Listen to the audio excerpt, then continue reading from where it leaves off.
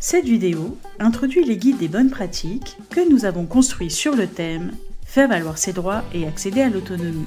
L'un de ces guides est destiné aux personnes en souffrance psychique et l'autre aux professionnels qui les accompagnent.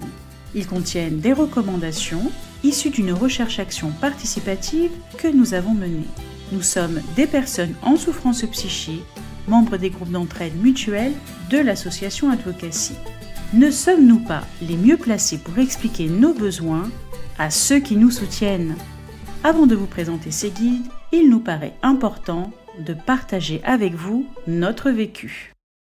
Vous êtes-vous déjà posé ces questions?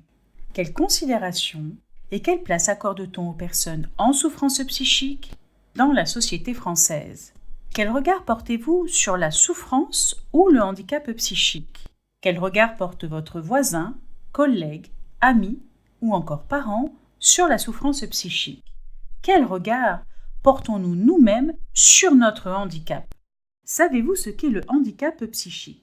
Ce handicap désigne les conséquences des troubles psychiques dans la vie des personnes. Il est reconnu en France depuis la loi 2005 pour l'égalité des droits et des chances, la participation et la citoyenneté des personnes handicapées. Cette reconnaissance est une avancée majeure. Elle ouvre des droits aux personnes, en théorie. Dans la pratique, est-elle bien toujours un avantage? Le handicap psychique en lui-même est-il toujours bien connu et reconnu? D'ailleurs, avez-vous déjà vu son logo?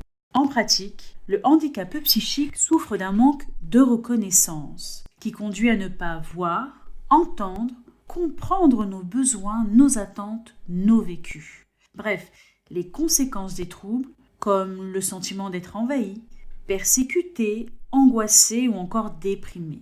De nombreux domaines de nos vies sont concernés, comme par exemple l'accessibilité au transport et aux services publics, le logement, le travail, la santé et les soins, les loisirs, le sport et la culture, ou encore la reconnaissance de la parentalité. D'un côté, le handicap psychique est invisible. On le repère difficilement, ce qui rend compliqué l'adaptation à nos besoins et donc la reconnaissance de notre handicap. D'un autre côté, lorsqu'il est repéré, les représentations des troubles psychiques conduisent à nous stigmatiser et à nous disqualifier. Ils véhiculent des peurs incontrôlées, malheureusement accentuées par les médias. Pourtant, les troubles psychiques sont les plus fréquents dans le monde. Nous pouvons tous y être confrontés à un moment ou à un autre de notre vie. D'ailleurs, vous ou un de vos proches êtes concerné? La stigmatisation nous est défavorable.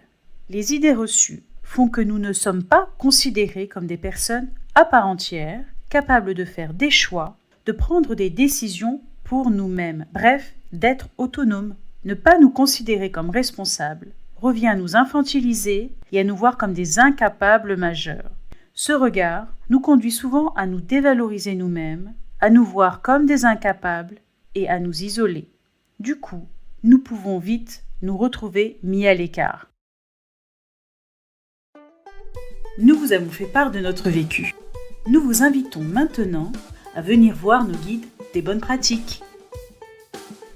Le jour où des personnes peu habituées à parler seront entendues par des personnes peu habituées à écouter, de grandes choses pourront arriver.